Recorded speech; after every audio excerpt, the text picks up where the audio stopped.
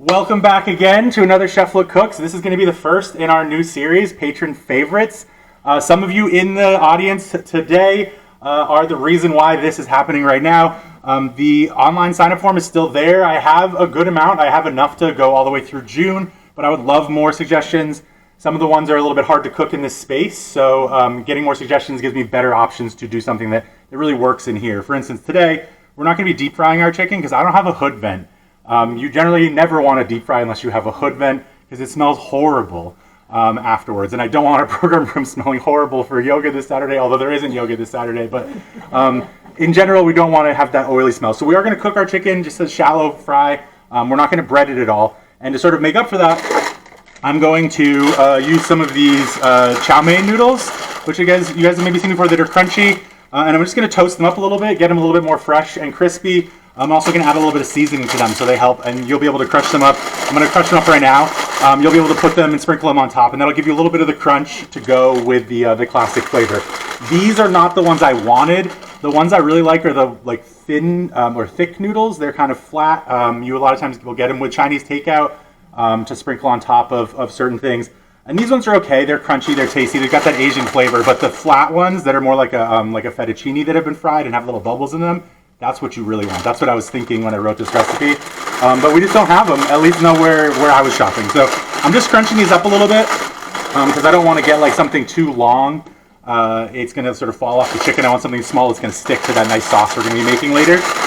And what I'm doing is I'm crunching these up. I'm going to season them with a little bit of Chinese 5-spice, which is just a fun little Chinese flavor that's going to kind of bring it together. And it's going to add a little bit of sweetness on top later when we do pop it up. And then I'm just going to toss them in the oven and I'm going to let them toast. I'm going to set a timer so I don't forget them because you don't want to burn them. And then we'll take them out, we'll let them cool, and they'll be good to go on top. You could serve them just like this, but I do find that these particular noodles, when they're fresh out of the bag like this, the oil that was used to fry them has sort of coagulated a little bit. They kind of they just don't taste as good as they could. They really want to be best on hot food. And we're going to put them on hot food, but if I heat them up a little first, I think it's going to really help to make it all sort of smooth out. So I'm just crunching these up. I actually purposely bought a bag that didn't have a lot of air in it, so I could do this. And they don't have to be perfectly crunched up. I just want to get them smaller than they were. That's good enough. You guys are going to be able to put as much of this on there as you want. Within reason, obviously. We want to make sure we have enough for everybody, but that didn't crunch them up at all. These things are really, really, really strong, which is again why I wanted the other noodles. These ones just aren't. They're tasty, but they're not they're not my go-to. They're a little bit harder than I would like for what we're trying to go for. This dish. The ones you're talking about, where do you get them? They should be right next to these in the foreign foods aisle, but they just weren't. Stop and Shop right now doesn't have these. I imagine they might be at a different grocery store. I just don't know where on the island you can get them, but I see them all the time. I'm trying to describe them better. They're about the width of my pinky. And they're flat, but they kind of wave a little bit, and they've got little bubbles all over them. They're delicious. They're my preferred, but this is going to be just fine. It's going to add a little crunch. Does that have a different name to it, the flat ones? I think they're both called just Chinese noodles. Okay. These ones are specifically chow mein, which are chow mein noodles, which are these more like spaghetti noodles that have been fried. But the other ones I think are just called Chinese noodles. Okay, so I'm just going to put a little bit of Chinese 5-spice on here. This is a nice little spice blend that is good for almost everything. If you're ever why does my food not taste like it should? Sometimes it's because you're not using this. So it's a lot of warm spices. It's very similar to a pumpkin spice or something like that. But it's more Chinese in nature. It's savory, intended to be savory, though you can use it in sweet applications. But it's got cinnamon. I'm just trying to remember the specifics. It's got cinnamon, anise, fennel, ginger, clove, licorice root, and then a lot of times it'll have black pepper in it as well, but this one doesn't. I'm just putting a little bit on here. I don't want tons. I don't want it to be overwhelming. It's not a flavor that we're actually putting in the sauce, so I don't want this to sort of overwhelm the sauce. But I do want it to kind of bring it together and have a little bit of that flavor that I can use. So I'm just spreading this out on the pan. I'm just going to toss it in the oven. I got my oven at 350 right now. This is not on the list because, again, when I wrote this, I was planning on using the other noodles, which I wouldn't even bother with this. The other noodles are perfect just the way they are, so we don't need to toast them. But I'm hoping that really sort of brings it up a little. So I'm going to just set a timer on my phone because we don't want those to burn. Timer. We'll do 15 minutes for now. It should be fine. It's only at 350. I usually will toast it a little bit, a lot higher, but we're just not going to today. The only problem with using your phone for a timer is you got to wash your hands all the time. Okay, awesome. I'm just going to take this whole thing. So, first things first, we're just going to jump right into prepping up our chicken. We want to get it cut up into small pieces and then seasoned, and then we're going to start. What did I use this for? Oh yeah, that's right. That's going to be for the green onions. We're going to start cooking it off in batches. While we're cooking it off in batches, I'm going to start on the sauce just for timing orientation because we're going to be doing quite a lot of batches. Like I said, I got like 5 pounds of chicken or 6 pounds of chicken here, so it's going to be good. I'm very excited about it. But we got to start with the chicken. So I'm using boneless, skinless thighs. You can use anything you like. Breasts will work perfectly fine for this, especially if you're going to be like actually frying them at home, batter frying them at home. But for me, anytime I'm cooking chicken, not anytime, but most of the time when I'm cooking chicken, this is like my go-to. This is what I want to use. I love thighs. Bone in is also perfectly fine, but for this application where we're sharing with a lot of people, bone out is going to be a lot easier to split up and cut up.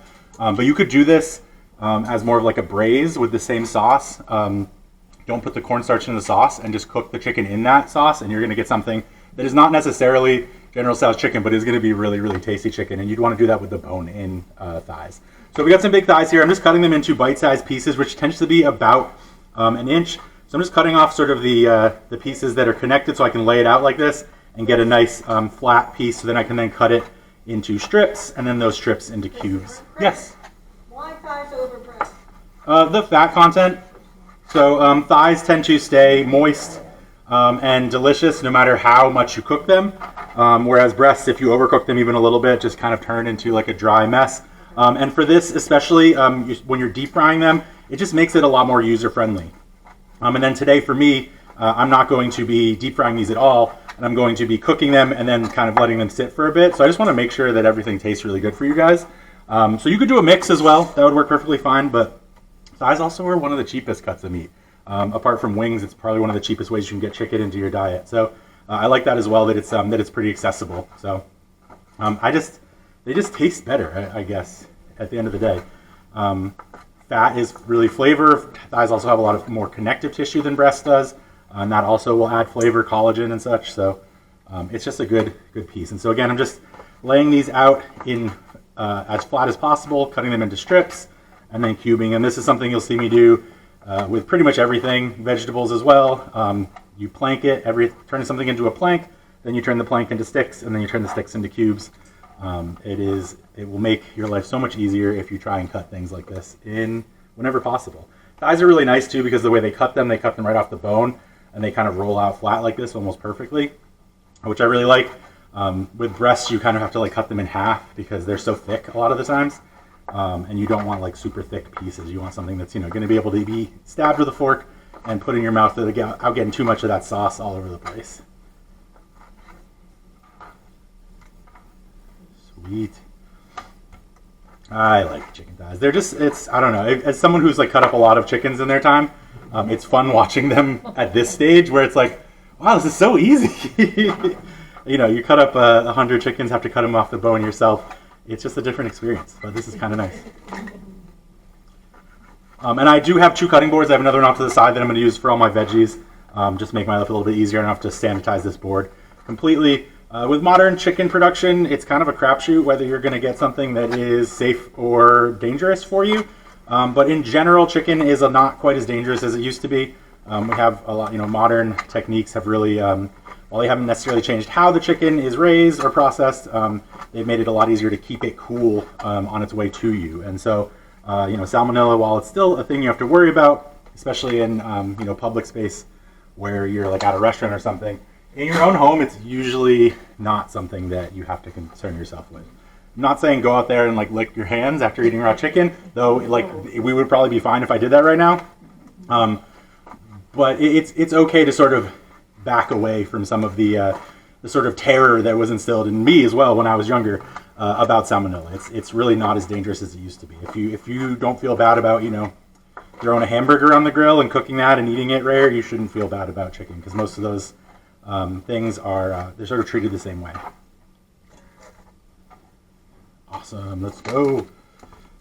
Don't tell the health department that I said that. Just this is for home use only. All right, I'm so excited we have so much chicken. This is going to be great. I will say, and I think I say this almost every time, I've never actually cooked this before. It's one of my favorite things ever to be given inspiration or to be choosing recipes that I've never done before, because it's just kind of fun. Like in practice, I've done something similar to this before, and I've done sauces that are thickened with cornstarch like this. It's a pretty classic, especially Americanized Chinese method for the sauce to sort of put a bunch of really savory things in there, usually something acidic, vinegar in this case, and then instead of cooking it down to thicken it, just add in cornstarch. So when you cook a sauce down to thicken it, you're removing water, which intensifies the flavors, which is really great for something like a béarnaise. Béarnaise, is that the right one? The reduced meat sauce. I always forget what that one's called. I think it's béarnaise. Which is really great for that, where you really want to like concentrate those meaty flavors and give you something that is like going to give you a really big impact for a very small amount. A teaspoon of that sauce will go a really long way. But with a Chinese flavored sauce, you don't want to like concentrate that vinegar and salt too much, or you're going to end up with something that's really kind of inedible. And so a lot of sauces you'll see add water. We are adding water here. We're actually diluting the flavor, but that allows us to use more intense flavors in the process. We're using a lot of ginger, a lot of garlic, a lot of vinegar, and then we're sort of lowering the acidity, we're lowering the sweetness using the water, and then we still want that thickness because we want it to stick to the protein, and so that's where the cornstarch comes in. We get a sauce that we can flavor exactly how we want, and then the thickness is no longer something that's determined by the amount of water in there, it's determined by how much cornstarch we want to use. And so that's a really, it's really useful for quick cooking as well.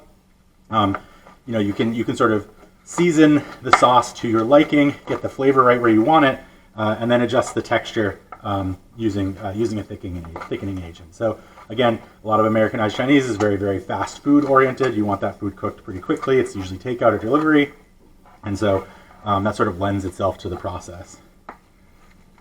Oh yeah, almost there, guys. These are pretty good chicken thighs. I gotta say, I was super happy with the price. It's always fun to see, how much it takes to feed almost 30 of you guys, and it's nice. I got to say, cooking in bulk and especially cooking very specific types of food, it has been really refreshing to see what you can do, even in this sort of economic climate, with a pretty good amount of food. I think all this food here that I'm about to serve you guys, including the rice, which we're going to have leftovers of, only cost me like $45. So. Not too bad. That's like $1.50 per person. I feel like that's. I used to be an economist in another life, so I'm loving it. This is so much chicken. We are going to not leave here hungry today. That's for sure. I'm very, very happy I decided not to fry the chicken. I think apart from the smell, the process itself would have, I think, gotten in the way of us. Getting a chance to really enjoy this before the day is out. If you do have a deep fryer at home, 100% fry this. It's so much better if you do, but it just is too much. It was too much for us to deal with in the library. All right, let's get this out of the way.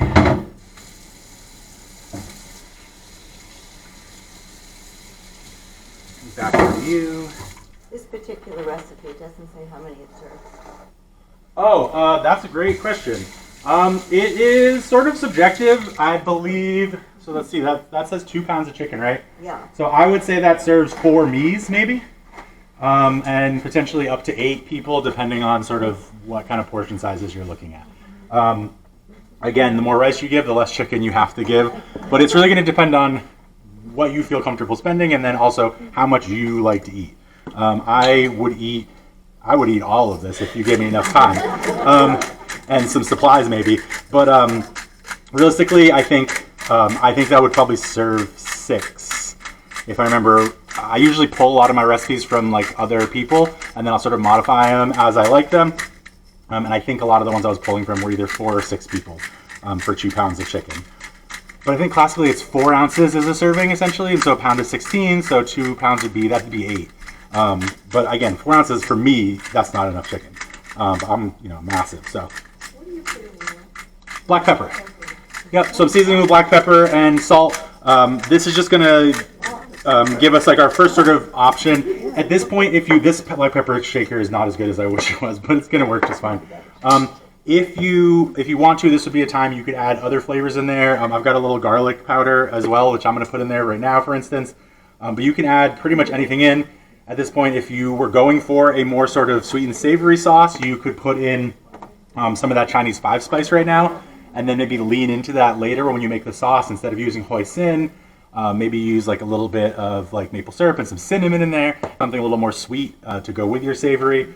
But that's sort of up to you. There's literally a line in this that says, add more ingredients that you like until the sauce tastes how you want it. We're making General Tso's chicken tonight, but even General Tso's chicken doesn't have like a way to make it. The only real ingredients that were consistent through everyone were soy sauce, water, cornstarch, and vinegar. Not even always rice vinegar. Sometimes it was just white vinegar. But like that's the basis of this dish. You are sweetening soy sauce, vinegar, and sugar. Then you're reducing it and thickening with cornstarch. Like everything else you put in there is just up to what you want. We're gonna make this as close as I can to what I saw. Hoisin is one of the big ones that we're gonna be putting in there. That really brings it together. But we're gonna see what happens. I've never made this particular sauce before. I've made sauces similar to this, but never one like this. And so I'm really excited to sort of see how this goes, see how it ends up tasting, and we're going to adjust the seasoning when we get there. So most of the time, General Tso's isn't really that spicy. They use a chili, a Chinese chili that is a dried long chili. They don't split the chili, so the seeds don't get in there, the ribs don't get in there. Those are usually like the spicy bit of the pepper are the seeds and the ribs. But even then, those peppers that they use aren't really spicy. They put spicy on the menu because they don't want people freaking out when it gets delivered to them with the chilies in there, being like, this is spicy, even though it's not actually really that spicy. So we are going to be using chili flakes because I couldn't find the whole peppers this time around, which is too bad. So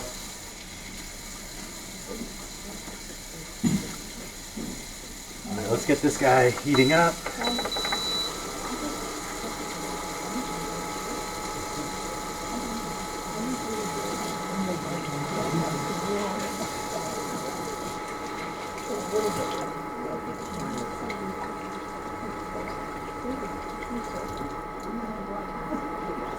Okay.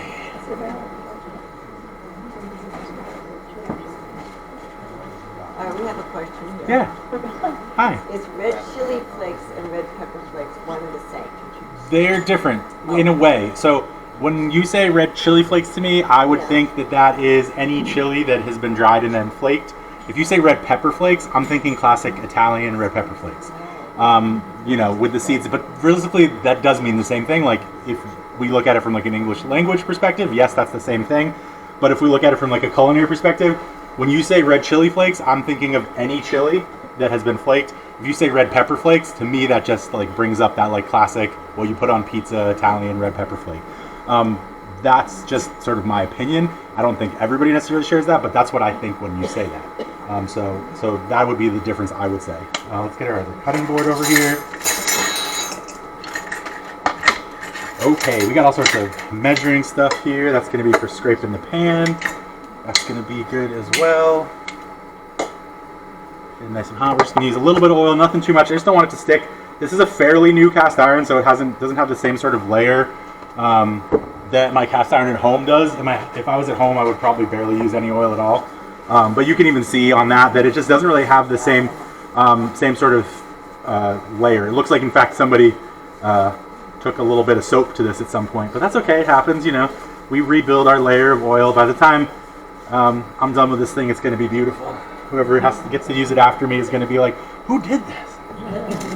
Okay, so I have a question for the audience. I have in the recipe 3 cloves of garlic. So we're doubling this recipe, which to me would led me to use about a bulb of garlic, but I bought 2 bulbs. Does everybody feel okay with me using 2 bulbs?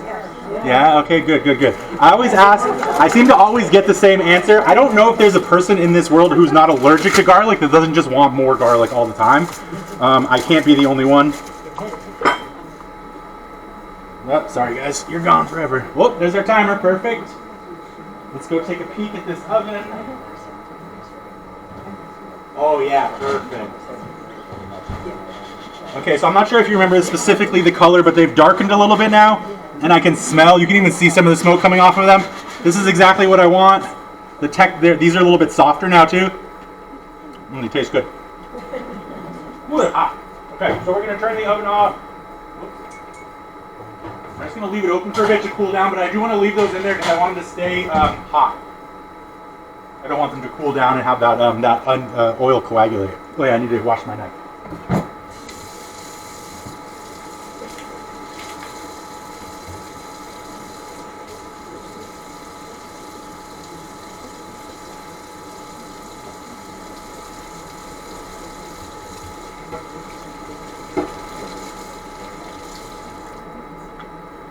So we're going to multitask. Ooh, it's starting to go. Let's go. We're going to multitask right now. We're going to cook our chicken as we cut up our garlic. Hopefully kind of like tag team back and forth. This is how I always like to cook. I want to be like active and doing something. Otherwise, my little ADD brain just goes and gets distracted and I end up burning stuff. All right, cool. Let's get this in there. I'm just going to kind of fill the bottom of the pan. I don't want to do too much, but I also don't want to be cooking it forever. The fat is going to start to render out of these, and I probably won't have to put oil in the pan again because I'll use the chicken fat from the time before over and over again. I just want to get good contact with the pan with most of that chicken. And it should be pretty quick. I'm going to sear both sides. Just make sure it's cooked through, and we'll be good to go. So we'll just keep running that in batches as we deal with this garlic. So I'm crushing this by hand, but you can use the flat of your knife as well if you're worried. Garlic can sometimes be pretty sharp, the little edges by the roots. So the knife is really helpful. Just want to make sure that you don't slip and cut yourself. So for me personally, I like to have the blade towards myself. I'm going to do a lot less damage to my belly than I will to my fingers most of the time. I mean, if you're slipping that hard that you're going to go through your shirt, I don't know, you're using too much force. Gentle, gentle, gentle.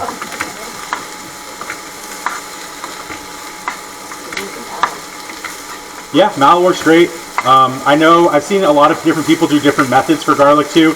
There's a bowl method that's pretty fun. Like at this point, now that it's all crushed, I think you put it between two metal bowls. Is that me? Did anybody just hear it beep? Yes. Oh, it must have been this thing maybe? Yes. I don't know. You put it between two bowls and you shake, shake, shake, shake, shake, and all the skin's supposed to just come right off, which is pretty sweet.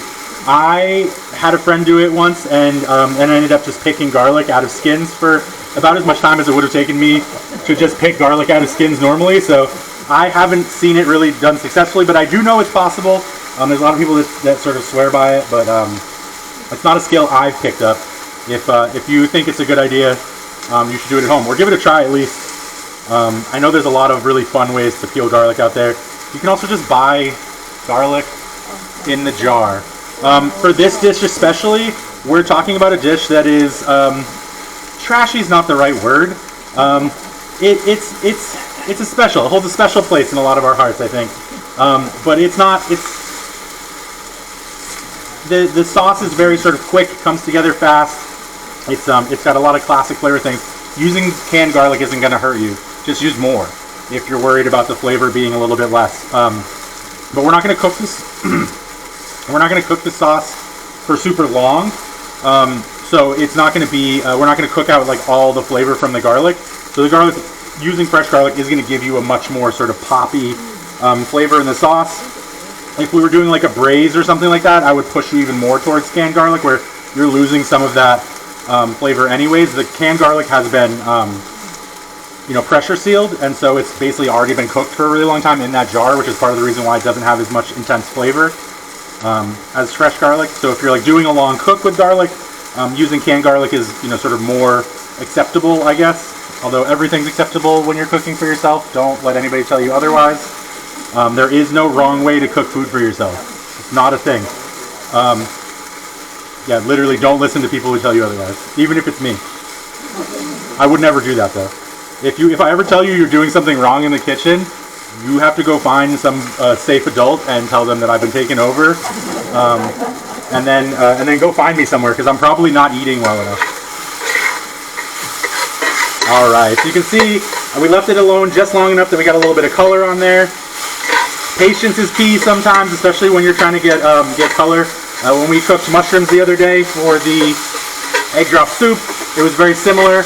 You wanted to sort of leave it in the pan for as long as possible. We just don't want it to cook too much and burn.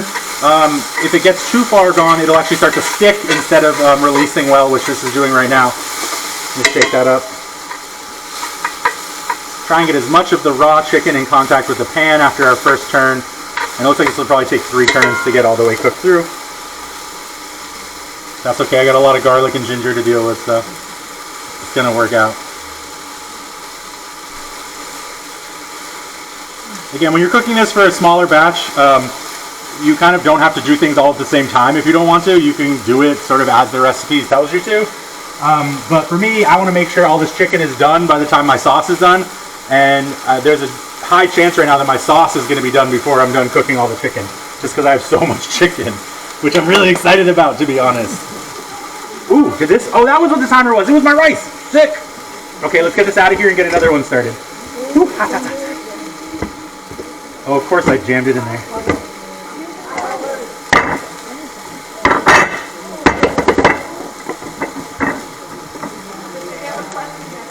Oh, question, yeah. Sorry, what was that? How many chicken thighs? That was 12, I think. 13, actually. I think I had a lucky one in one of them. Okay, cool. So that's our rice. I'm just going to lid that up, let it stay nice and warm, and I'll add some more to it in a second. I am going to just start another batch right now, though. So this is a rice cooker. If you don't have one, they're pretty cheap. I love mine. It cooks up to 4 cups of rice, but you can do all sorts of sizes. It also has a steam setting. In this little basket, you can like cook for the rice and the veggies all at the same time. I never do that. I usually use my steam setting to steam sticky rice, which is one of my favorite treats. And so that's just something, that's just me sort of telling you, if you don't have a rice cooker, I highly suggest them. They're absolutely one of the coolest things in the world as far as cooking rice. I am really bad at cooking rice. This is my confession to you all. Every time I cook rice, I know how to cook rice really, really fast. I have a 15-minute rice that like I can cook perfectly every single time. You bring the rice to a boil, you turn it down to a simmer, and like a heavy simmer. But that only works if I'm cooking like 14 cups of rice.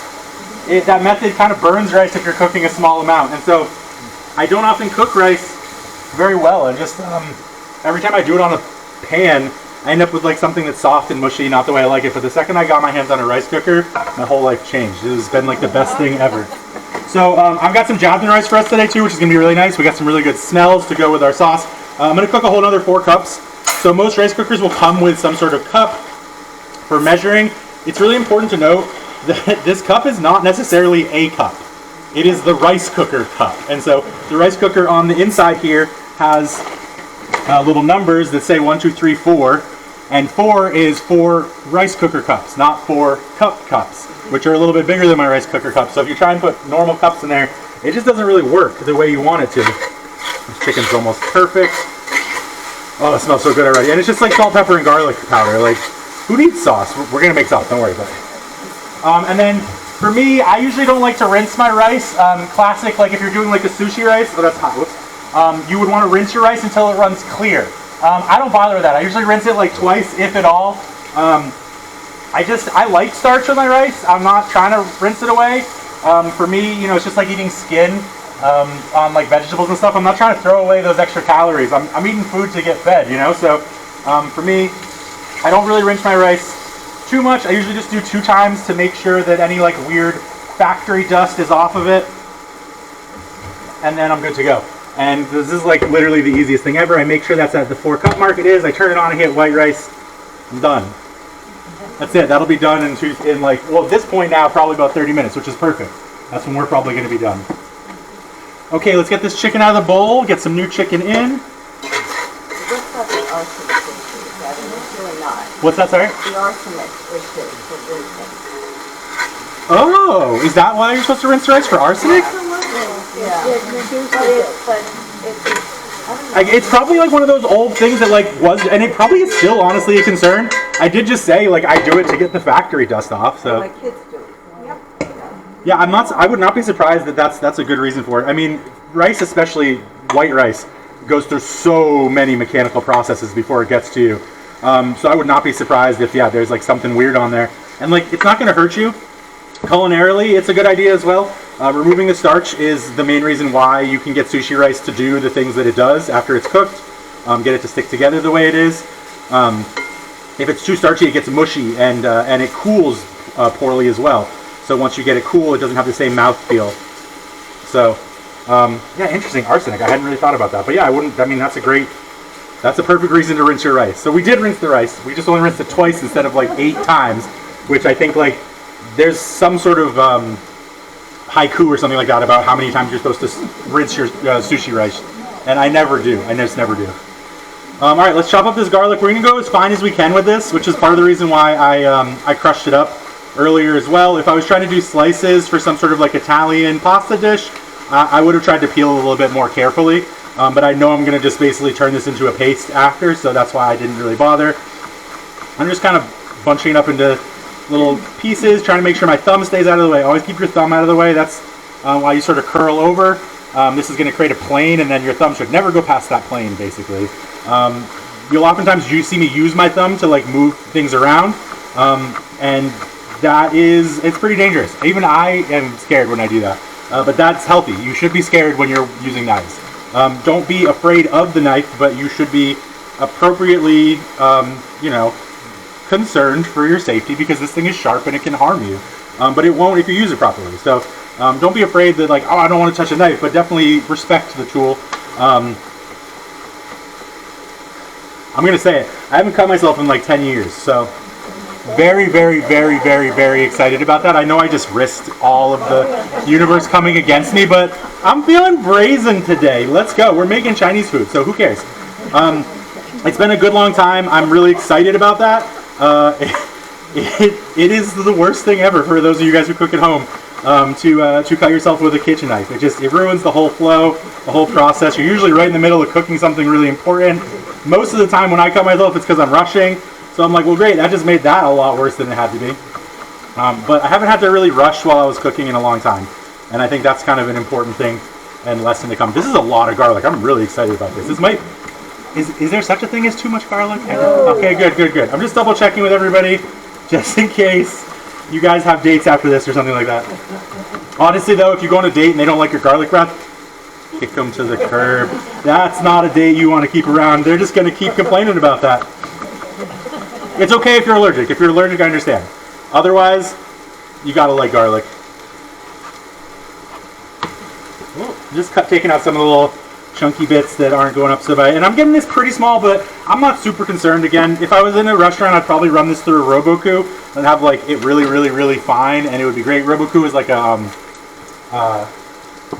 KitchenAid, what do they call them? Food processor. There we go.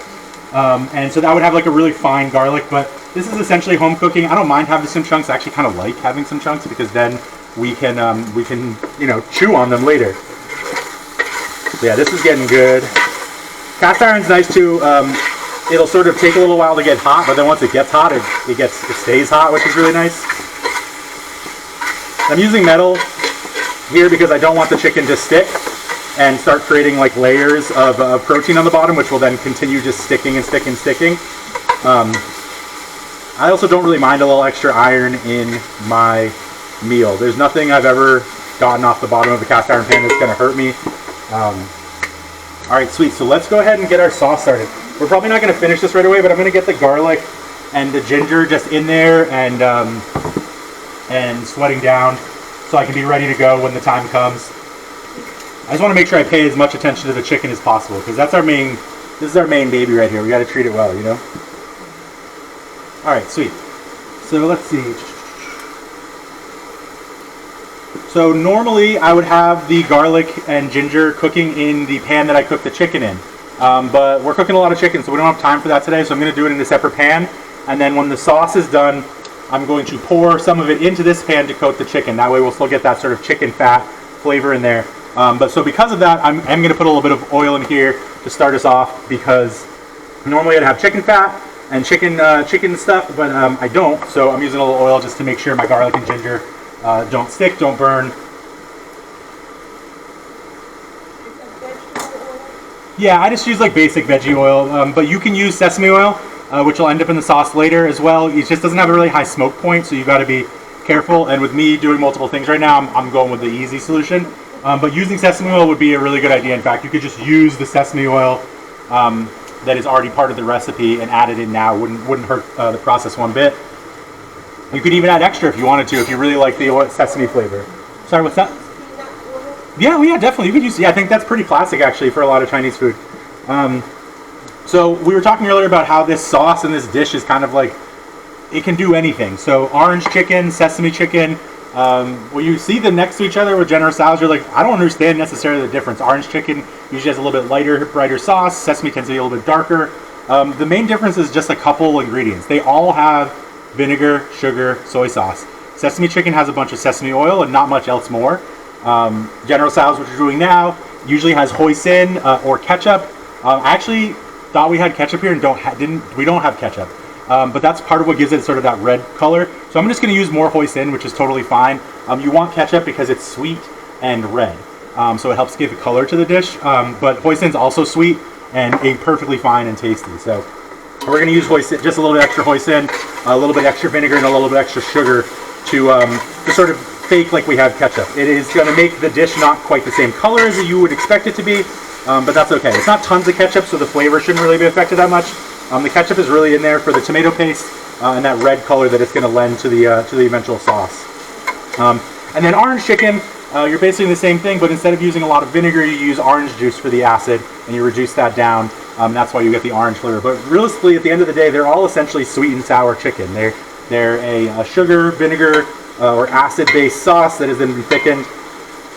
The reason I'm telling you this is that I want you to experiment. I want you to go home and make you chicken. If you can call it General Tso's if you want, but you could just as easily call it General Leslie's sauce. That's my mom, by the way, so I can use her name.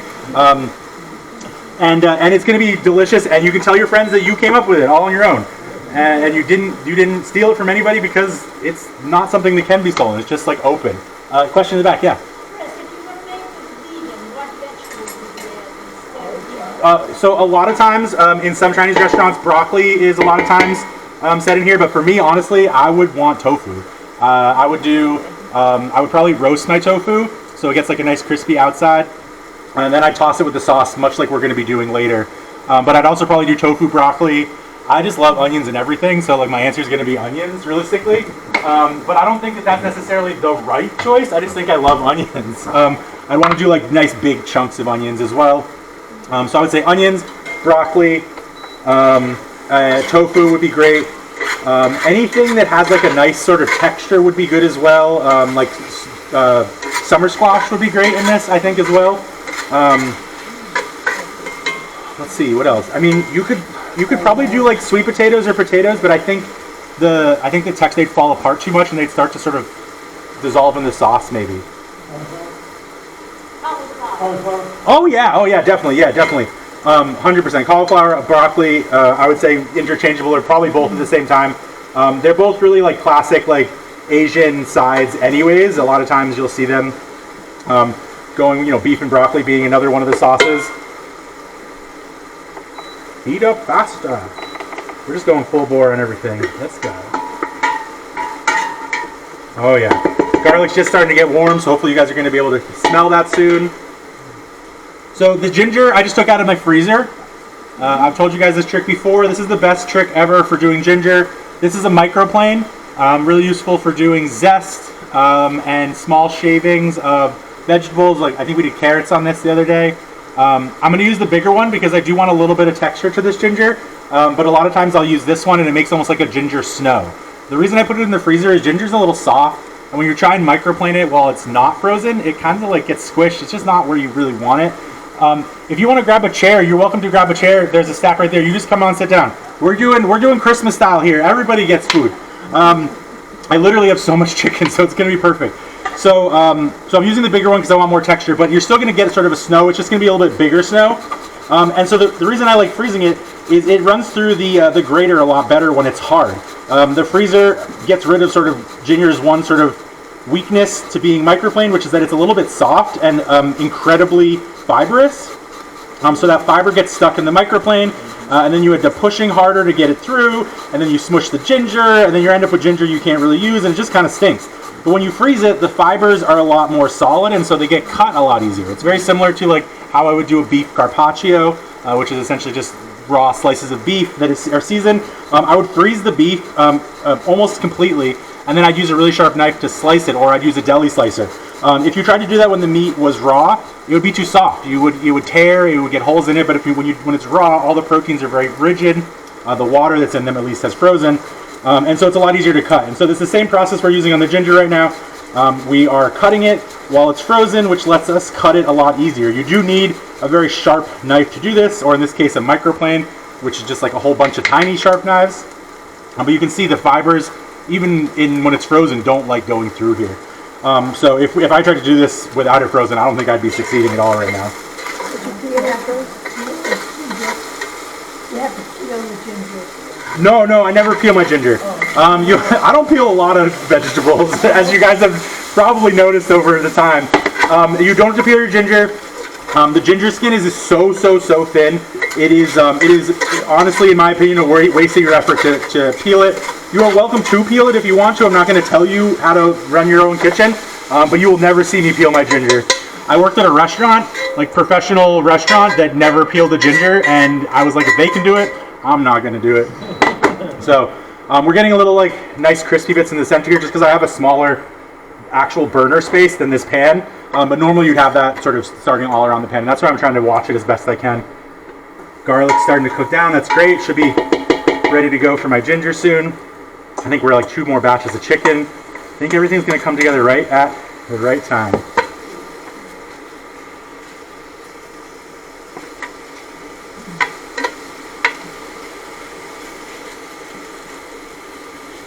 So again, a lot of times if we're in a Chinese restaurant proper, this would be being cooked in a giant wok over a massive open flame. This would be done already. Like, it'd be so hot that everything would be done already. The chicken, even all that chicken, would be done already.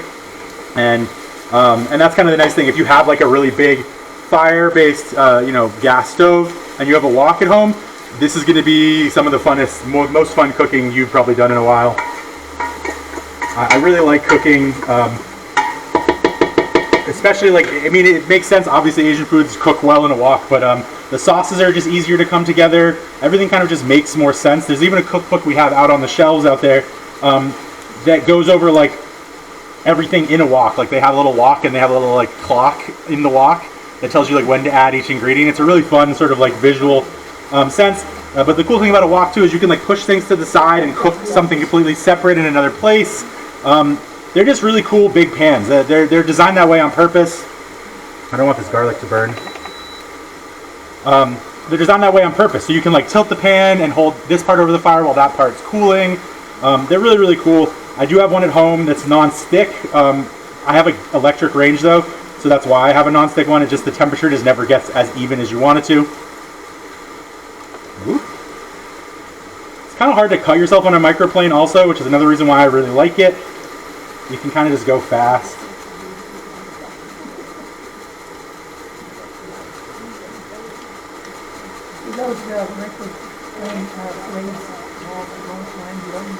Yeah, you don't need to sharpen them because they're not really, they're not actually sharpened in the first place. They're just incredibly thin. So sharpening something really is just honing the edge and making the blade, which is usually pretty thick on the backside, as thin as possible. But microplane blades, they're already very thin. They're manufactured incredibly thin. So the biggest thing you usually have to do with a microplane is push the tines, I think they're called tines, back out because they get flattened down, and that will make the space smaller, which is a lot harder to cut with. But yeah, you shouldn't ever have to sharpen them. It would be a pain in the butt to do it as well. Is there a specific microplaner you recommend? There's literally a brand, so like a lot of things like Kleenex and stuff, there's a brand called Microplane. And much like, with Cuisinart or Food Processor or Robocoo, that's just the brand name of a company that makes the product. So buying a Microplane one would not hurt you. Let's see, this one is Accutech. Oh no, this is a Cuisinart actually. But yeah, that's the thing. You can't go wrong. You're going to want to buy one. I like this one because it's got small and big. There are other ones that are like, you have a little handle and then the piece like sort of curves around. And that's for usually doing citrus. When you're peeling the citrus off, it collects the zest, which is really helpful. And this sort of has the same thing too. But this is not great for zesting. It's a little unwieldy for zesting. This is much more better for grating. A lot of people will use microplanes like this as well, like the ones with the handles. The ones with the handles are designed to be pulled across the outside of citrus as opposed to you running the citrus over the top. So that's something that I see a lot of people do that with microplanes. They always run on the top, and it's going to depend on what you're doing. For ginger, I'm running on the top because it's hard, right? For anything that's soft, you usually want to run the microplane over it instead.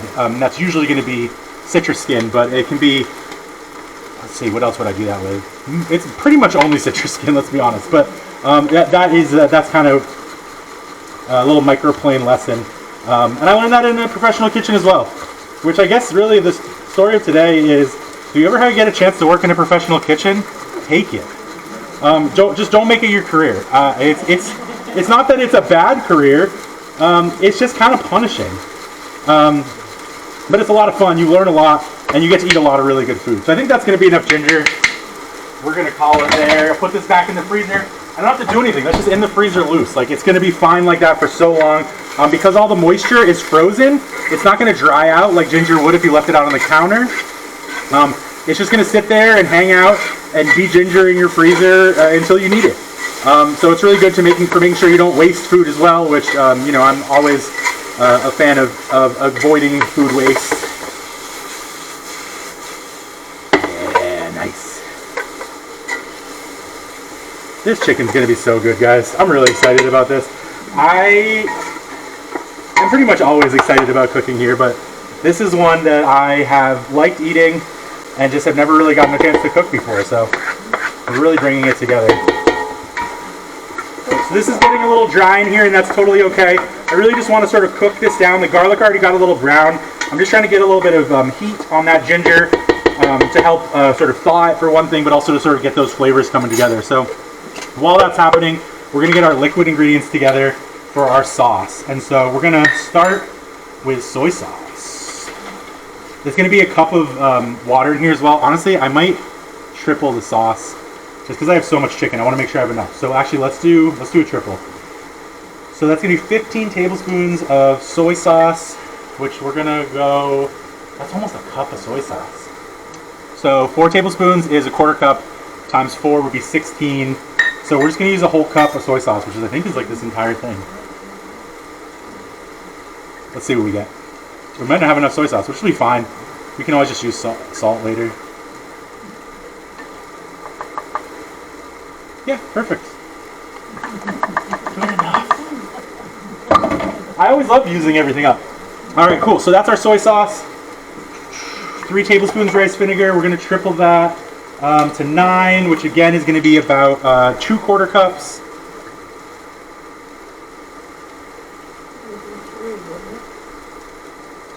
So 4 tablespoons per quarter cup. So 2 would be 2 quarter cups, or a half cup would be 8. And then I'll put an extra. I'm definitely going to put a little extra in there too, because rice vinegar is my favorite part of this dish. It's like the sweet and sour is really like the sour is my favorite part. And that'll be on the side too if you want to put any extra on top. That's looking nice and good right there. Just double checking my recipe. Yeah, chili peppers are going to be going in here before we put the sauce in. I just don't want to burn them, so I'm not going to put them in. So this is not super spicy chili, but it is a little bit spicy. I'm not going to put tons in there, but I'm going to put some because I do think it really adds an important sort of aspect to the flavor and the experience. It adds little flecks of pepper in there, which are going to be nice to look at. And it does add a very distinct flavor that I really like. So I'm going to put it in there, but I'm not going to put tons in there. I think, what does this say, half teaspoon? So I'm going to keep that at 1 teaspoon. We're going to keep it really, really low. That's ready for later, perfect. Just so I don't burn you guys out, but there's a bunch up there you guys can put on top. I highly suggest it if you like spicy. This is one of my favorite pepper flakes. It's actually a Korean pepper flake. that you would use to make kimchi. So, no, I don't know what that is. I think that's someone from you guys. Okay, what are we at next? Garlic, scallion. Oh, scallions need to go in there. I knew there was something else I needed to put in there. This is why you read your recipes, guys. So the scallions were supposed to go in here. I was looking at that. I'm like, why does that look so dry? It's because there's no scallion whites in there. So we're just going to line these guys all up. Take their roots off in one fell swing.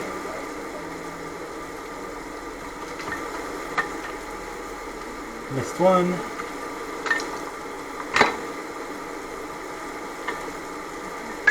I'm just going to rinse this off real quick.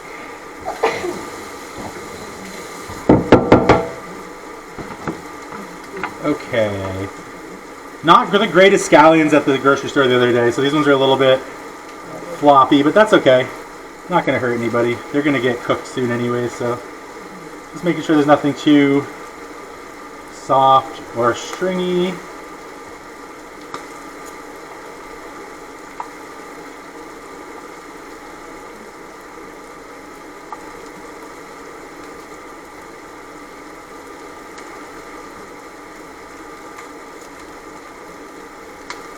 Good. I don't know what happened to that one. Okay, sweet. Get these lined up again. We'll cut all the whites, get them in that pot real quick, and then we'll save the greens for a garnish later. I'm just cutting these as thin as possible. I could cut them in half if I was worried. Again, if I was trying to do something that was like really, really fancy and like the sauce didn't have any chunks in it, I'd use the smaller cut on the microplane for the ginger. I would have used probably, some sort of mechanical advantage for my garlic. But this is home cooking, so we don't have to worry about that.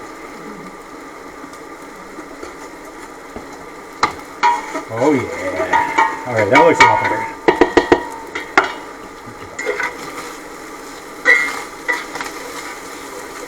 Oh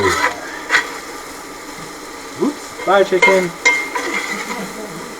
Sorry, buddy.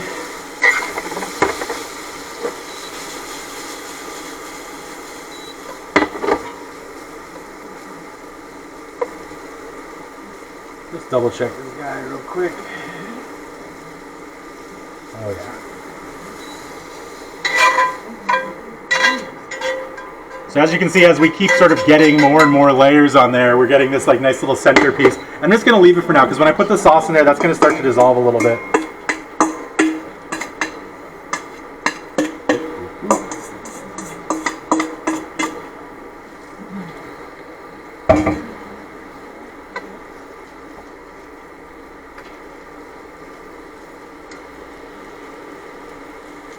Get that all spread out. And I overcrowded this one a little bit, but that's okay. I'm trying to make it our last batch, so. Perfect.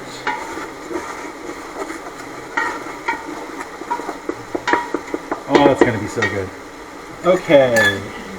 So I'll cut these in a second once I get the sauce simmering. I just want to make sure I have everything in there. So I got soy sauce. I have rice vinegar. Water will be coming in later. We're doing hoisin and ketchup. So again, I don't have any ketchup, so I'm just going to use this hoisin. So 1.5 tablespoons. We're going to triple that, so that becomes about 4. So we'll just use a 1/4 cup. We'll call it a day. And then we don't have any of the ketchup, so I'm going to put 2 1/4 cups in here to make up for our loss of ketchup. I'm actually going to do a little bit less there because I already put some extra vinegar in there. And I'm going to also put a little extra sugar, and I think that's going to kind of get us in a place that's close enough. Again, we're going to taste this before we sauce everything, so we'll have a chance to adjust later and make it where we want it to be. Ketchup don't have, and then 4 tablespoons sugar. Again, that's a 1/4 cup. And we're tripling it, so 3/4 cups. Push. I'll deal with you in a second. Wait, was my math bad? Yeah. What did I do? Oh no, this is sugar. Yeah, I know. Don't worry. I know. I actually, I was really surprised when I saw that. I'm like, what is that doing here? What is going on right now? Okay, use up all of that. This is a weird sugar. I was just trying to figure out how to open it. It's like got a push mechanism. Weird. Cool. Well, This is mind-blowing. Even I feel like I'm doing salt, and I have to taste this right now. It's sugar, okay, you're fine. I guess this is like specifically for coffee or something like that, but it's going to dissolve really easy, which is what I really want, so.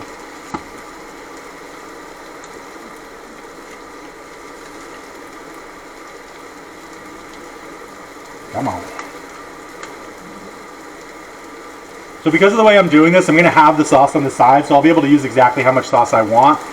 If you were going to use, make sure to use all the sauce, I maybe wouldn't have tripled the recipe so aggressively, but I'm going to be able to control how much sauce I'm using at any stage, so that's why I just kind of went for it. Sugar and sesame oil is also going in there. This is just a teaspoon, so I'm just going to end up using a tablespoon, I think, for the triple.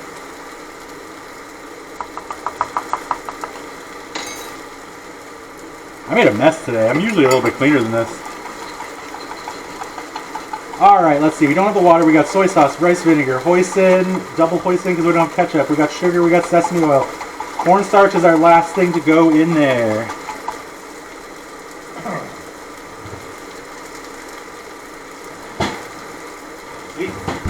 Those are looking good.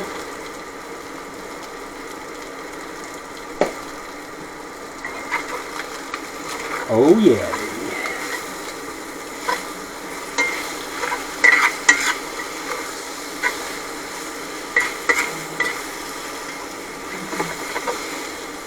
I don't know if you guys noticed, but I have my steamed dumpling earrings on today. We're going real heavy in the Chinese takeout vibes. I got these. That's a great question. Where did I get these? I got these in New Orleans at a street fair. This is also the same place where I bought my crystal hot sauce earrings. Okay, so we're going to do 2 tablespoons cornstarch. Of course, just got my tablespoon wet, which I hadn't planned on doing. So we'll just dry that out real quick. I'm going to add this while it's in the pan, just because this isn't super hot and my cup's getting pretty full. Last minute triple was maybe, a little over the edge. Oh yeah. So be great. I'm going to put some water back in that to make sure I get everything out as well. So 2 tablespoons cornstarch. We're going for 6 tablespoons cornstarch because we are tripling.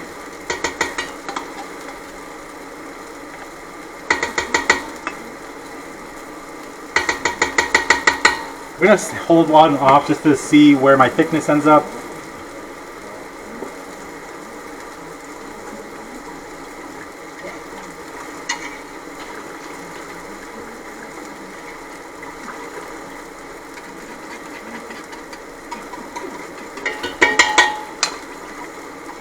Okay, we're going to crank this one up so we can bring it to a boil. Turn this one down a little bit. Alright, so let's go for water. It is half cup, so cup and a half.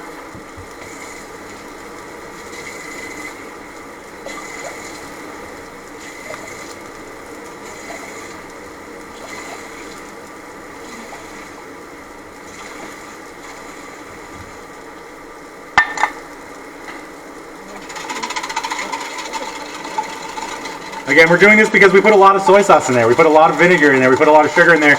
And we want those flavors, but we don't want that flavor super intense. So we're watering it down to make sure that it's right where we want it. I don't know how that didn't dissolve this last sugar. Get out of there, buddy. Perfect. Whisk that all in. That's pretty much done too. Just gotta get another flip in here.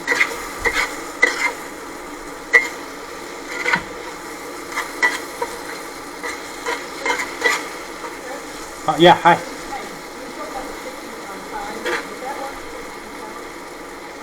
It would be okay for chicken salad.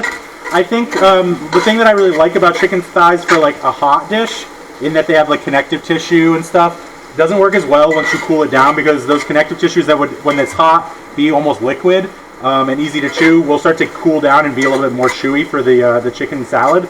I think chicken salad is probably like the thing that I think chicken breast is good for. Like, because you're already dressing it with either mayo or whatever else you're putting on there, so the dry aspect's not quite as much of a problem. And then it's also because like the texture is so perfect even when it's cold, whereas a lot of other parts of chicken when they get cold aren't quite as nice. So as you can see, the sauce is a little brown, and that's because we use soy sauce. If we had a little bit of ketchup in here, that would start to redden it up a little bit. And we also use hoisin. I think a lot of times, especially in modern Chinese restaurants, American Chinese restaurants at least, they don't use hoisin at all. They just use ketchup, which is why you get like a lot brighter red color. But for me, I think hoisin is one of my favorite flavors, so I probably was a little bit aggressive with adding that instead. And then again, we didn't even have ketchup at all today. But if you did have ketchup, that would have a little bit more of a red tinge to it, which would be really nice. We are going to go ahead and put our teaspoon of chili flake in there. And I'm going to double check my recipe because I always feel like I'm missing something. I know we caught the one thing I was missing earlier, which is great. But we're getting close, guys. We're really close. This rice doesn't have a timer yet, but that's okay. We got some rice from earlier. I bet it's going to have a timer by the time we're done. Let's see. Chicken's done. We got the garlic, ginger, scallions. Chili flakes are in there. Water, soy sauce, vinegar, hoisin, sugar, sesame oil, cornstarch. And that's it. Great. Perfect. Just got to wait for this to thicken, which is going to happen as soon as it turns to boiling. And then we're going to be ready to start sort of assembling our dish.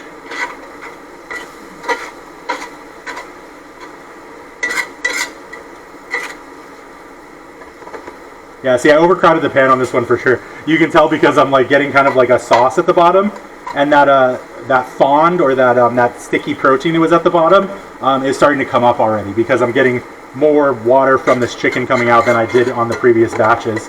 I'm also not getting great browning, but that's okay. The sauce is going to hide all of our mistakes. Cool. Once I get this chicken done, I'm just going to let it cook for a little bit longer to get cooked through. I'm going to be able to switch these two, which will heat this up a lot faster. We're just going to go ahead and get our greens chopped up here so we have some nice garnish for you guys.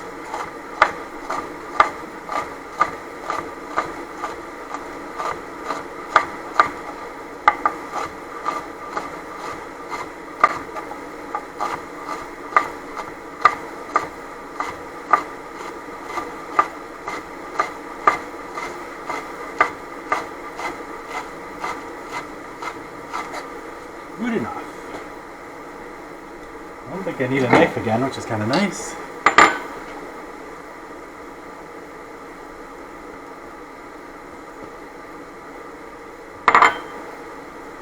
I can finally start cleaning up my incredibly messy work area. It's even worse when I cook at home. If any of you guys are free and want to come eat my food at any time, I'm in the market for somebody to clean up after me. Anytime, any place, you just tell me when and I'll be there. I can do anything if somebody cleans up for me. Oh, that's right, we don't have any more soy sauce. Great.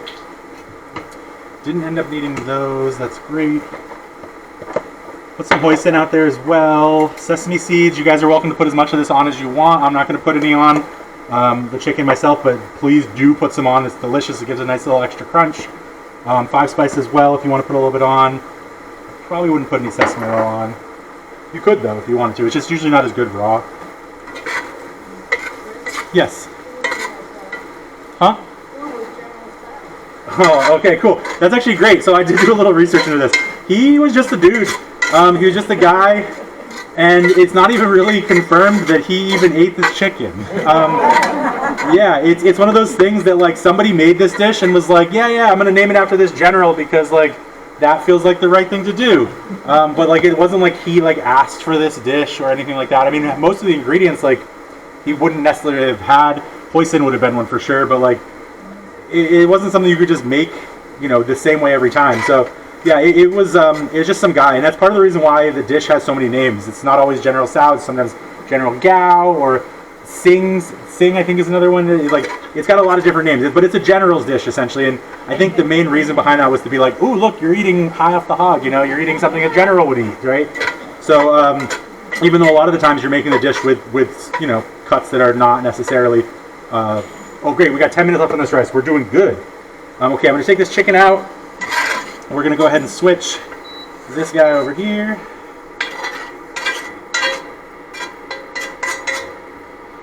Oh yeah, baby. And I'm just gonna leave all that juice in there. What I'll probably do actually is take a little bit of this.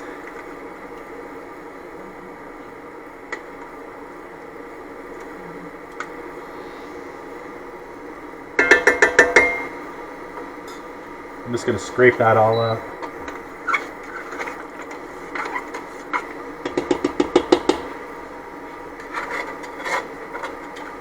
Oh yeah.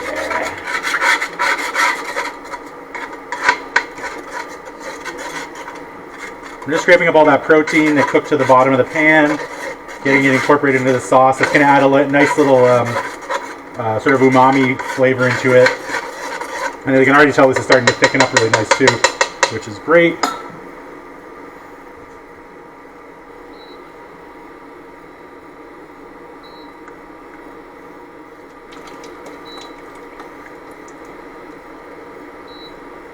Yeah.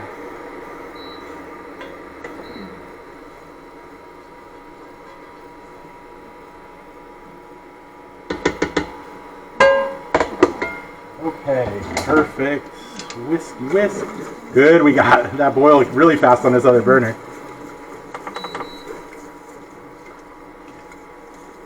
Ah! I'm cursed with messiness today. I'm just tilting this to make sure that as it's thickening, it's not like getting trapped in the corners. Stirring a pot with a whisk is not the best, but it works pretty good. Oh, it smells really good. Okay, so before this thickens too much, I'm going to go ahead and give this a taste and check it for seasoning. Make sure we have enough sour, sweet, etc., etc. Get some spoons here, and we'll have those crunchies here in a bit as well. So I'm really looking for, is this sweet enough? Is it sour enough? Is it what I want to be putting on my chicken, basically? Smells good. Ooh. I'm sorry, guys, it's ruined. We have to start over. I'm joking. It tastes good. Let's see. What do I want? I'm going to put a little bit more sugar in there. I think the salt is perfect. Sesame's good. Hoisin's perfect.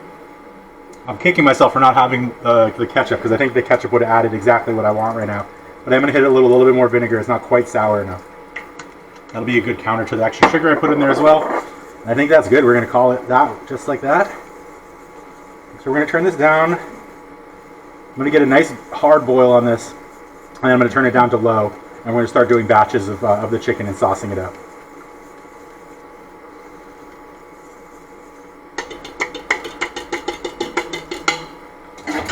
Okay.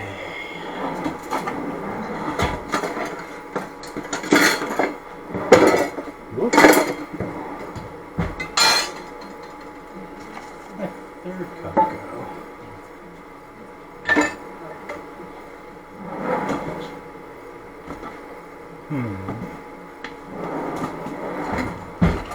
No, this will work. Okay.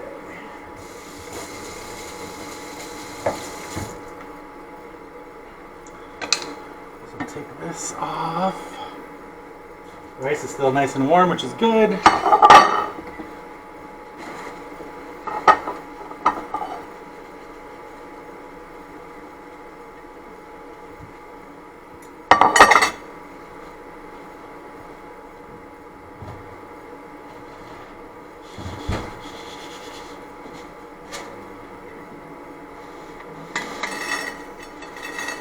We're just going to continue the messy trend. That's what it is today. I really thought I was going to pull that off.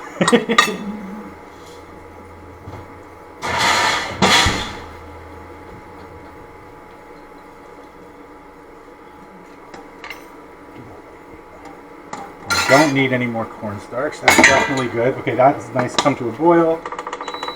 All the way down. Yeah, buddy. Oh, that's going to be so good. Okay, clean this up, and then we're going to start making some batches.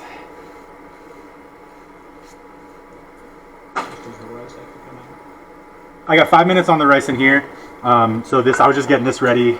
Oh, there's my third of the cup measure. I was just getting this ready to start serving right now.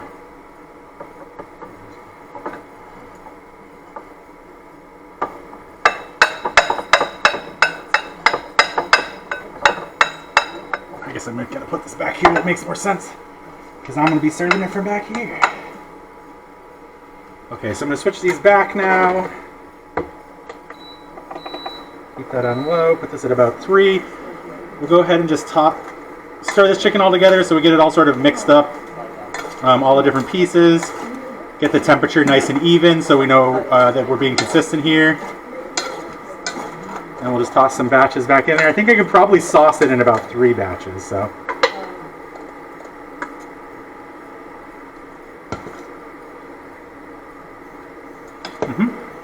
That cooks.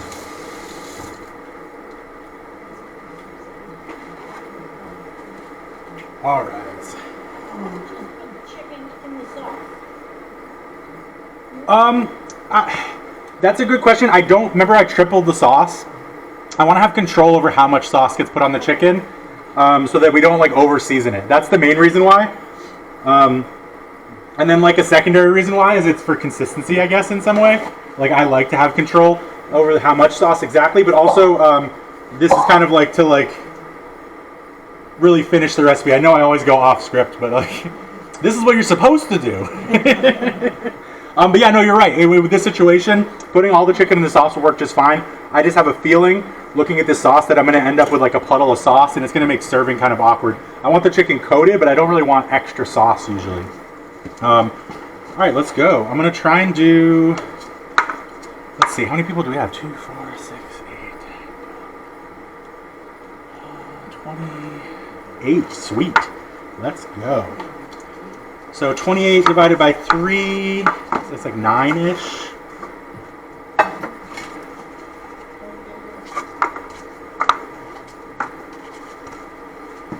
One, 2. That's 10. Cool, perfect. Get hot, buddy. What is it, maybe 32? Oh, did you count again?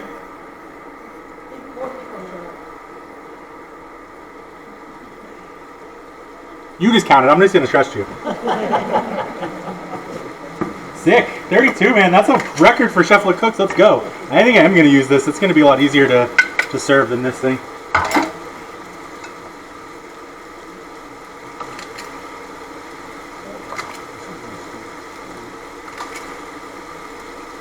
So ice cream scoops are amazing.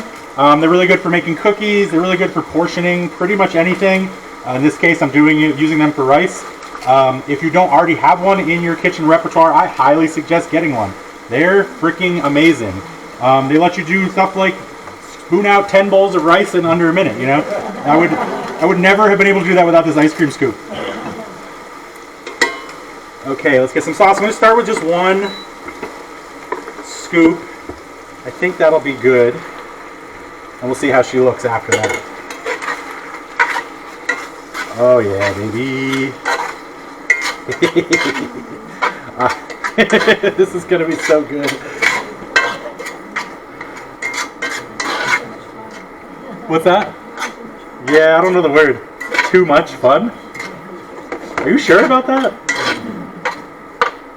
Alright guys, I gotta go to timeout. I'm having too much fun.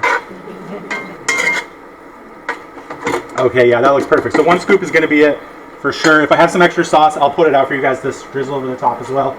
I made such a mess today. It's crazy. All right, where's a big spoon? Great. Cool. We'll get our good man over here.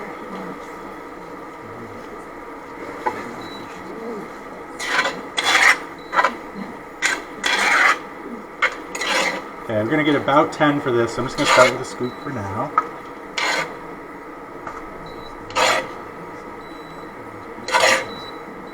Yeah, I know. Fine, I'll turn you off.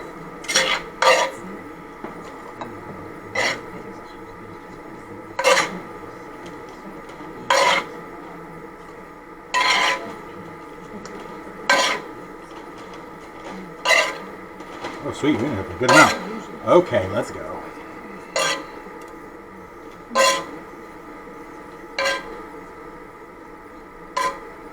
Okay, guys, as per usual, I'd love to start in the back. If those of you back there want to come up and get your first bowl, have at it.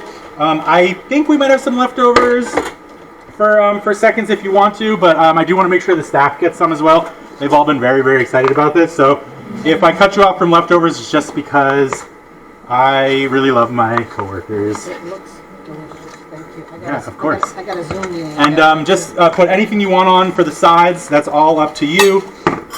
I'm just going to toss the chicken right in with that other one. Keep going. Thanks, Chris. Yeah, of course.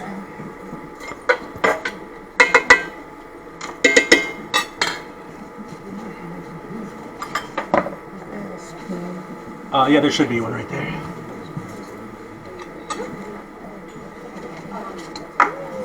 Oh, good. My rice just stopped. Finished too. Perfect.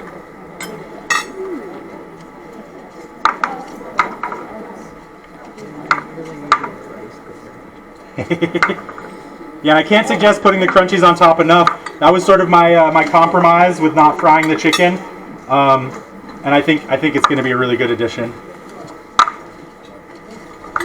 Chris, if you're doing deep fried, what would you use for a crust?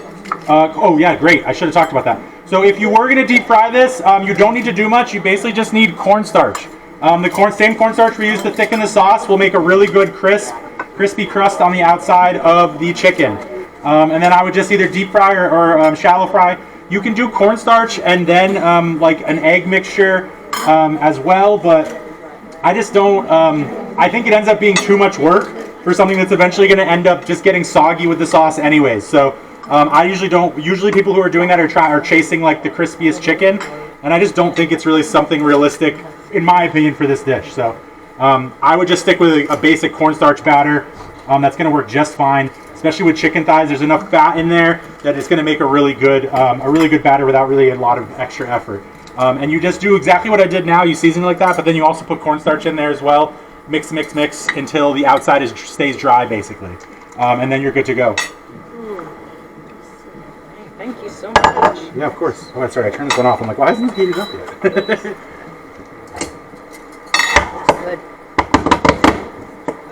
smells good. Yeah, it is pretty good. I haven't tried it with the chicken, but I can imagine it's going to be good. Thank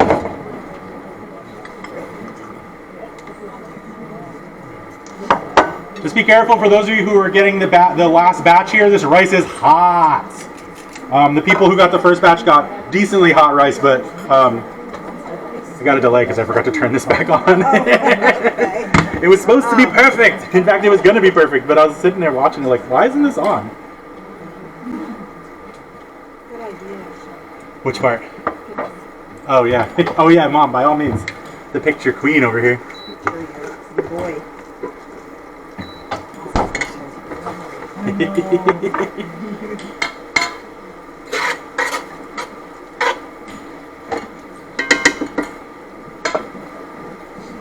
I'm happy I cleaned up a little bit. This place was a mess.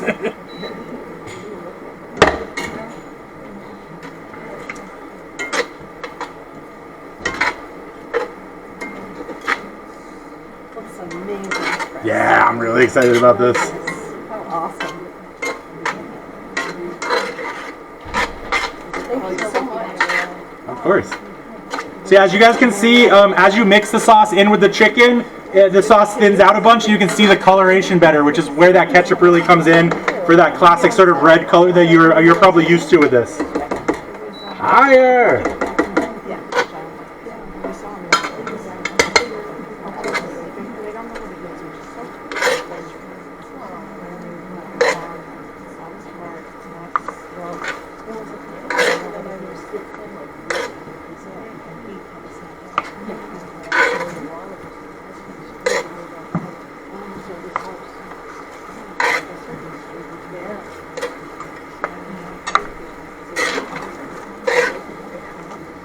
What's that? This thing has its own little built-in like ventilation. Yeah, so that's the it's not ventilation. It's a loop, an electric loop that is creating the magnetic charge. It's an magnet that's spinning, and that's what makes the pan get hot. Yeah, it's breaking and creating magnetic bonds over and over again. Did you have fun today? Of course I did. I always have fun when I get to cook for people. It's one of my favorite things to do. It's not spicy at all. I guarantee it. And that's me. Like, I know I always say that about everything, but it's really not spicy. Okay, last chicken in.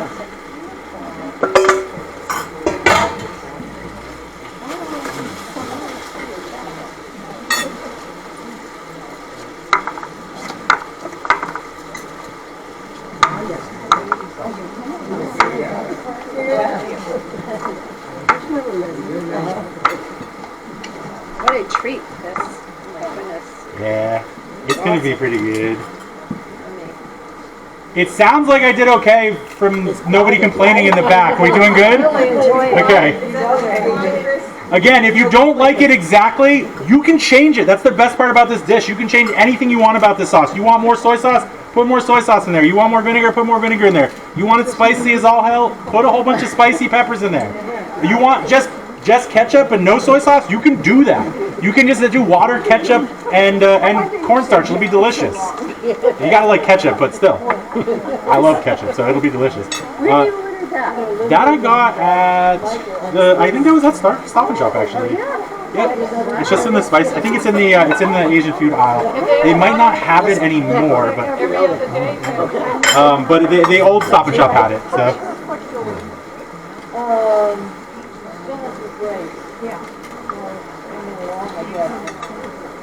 Okay, let's see. Everybody's got a pretty good amount of rice. Great.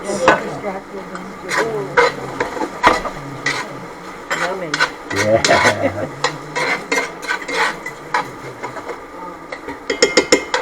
Okay, last bit here.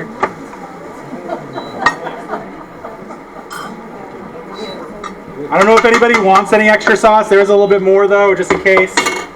Anybody wants a little spoon on top, but I might just honestly serve it with the rice for anybody who wants some.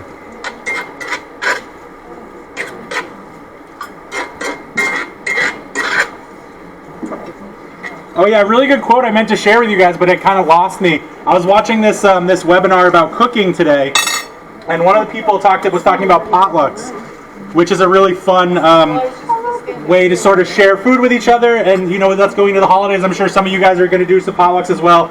But one of the things they said about a potluck is it's not just an opportunity to bring food, but a potluck is an opportunity for somebody to bring themselves in the form of food. That dish that they brought is like something about their history, something about their culture, something about their past that they chose to then bring and share with you all. So next time you're at a potluck, be sure to ask people about the dishes they brought, because there's a chance that they have a really good memory that they want to share with you.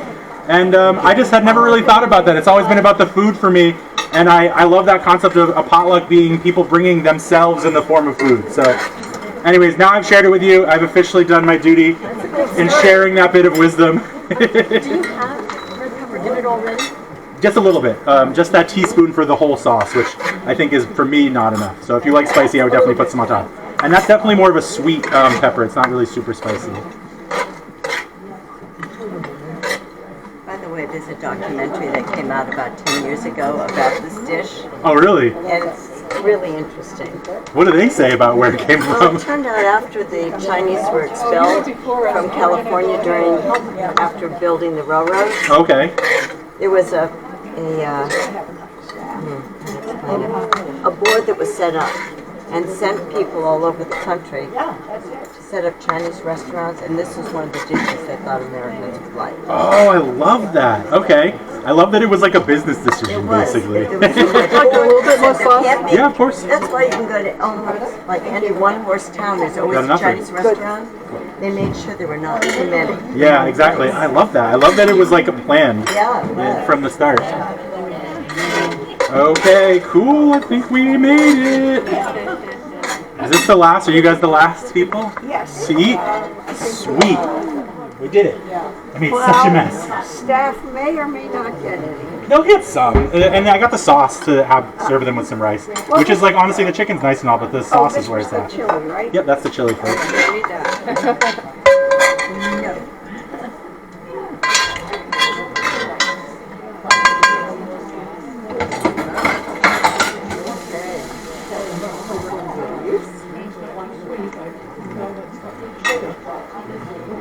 Thank you. Of course. What's in here? That's chili flake. Oh, chili flakes. Yep.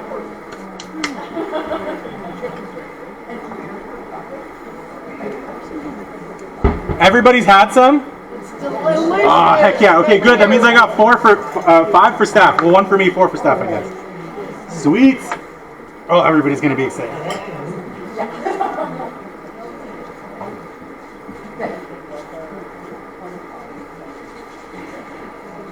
You know what you're making next month? I don't actually. I still haven't chosen because I'm still looking for more suggestions. I have a decent idea of what I'm making next month, but I'm not like sold on it yet. So we're gonna see how it goes based off of the suggestions I get after this program. But I do have enough to go all the way through June with what I have right now. I'm looking for better stuff if I can find it. Things that are really easier to cook in this kitchen. Okay, that's off. Guys, I want to thank you all for coming. Thank you all for eating. This is probably one of the highlights of my month. Every single month, it's great, and it gives me even more joy to be able to cook food that you want me to cook instead of just things that I've come up with on my own. So please do keep giving me suggestions. If we get enough suggestions, when I stop in June, that'll be fine. But we'll bring this back next winter. You know, like I want to keep doing this. I love the inspiration that I'm getting from it. Like I said, I've never cooked this dish before, but I think I did pretty good. I'm excited. I want to do it with ketchup. I think ketchup, for me as a ketchup lover, is going to make this even better. So, but I just want to thank you all for coming. Thank you. Do make sure to check this out. It'll be going up on YouTube, Edgartown Library YouTube. You can check out all of our past shows there as well. And then signups will be up with the newsletter. Again, we're still doing week before for signups as opposed to the first of the month. So just pay attention to that. Set your alarms. Apparently I can feed 31 people, so maybe I should just raise the amount of people that can come. I'm not sure. We'll talk about that in our next meeting. But thank you for coming. I really appreciated all of your presence, and I had a lot of fun. I hope you did too. And have happy holidays for all of you who are celebrating seeing friends.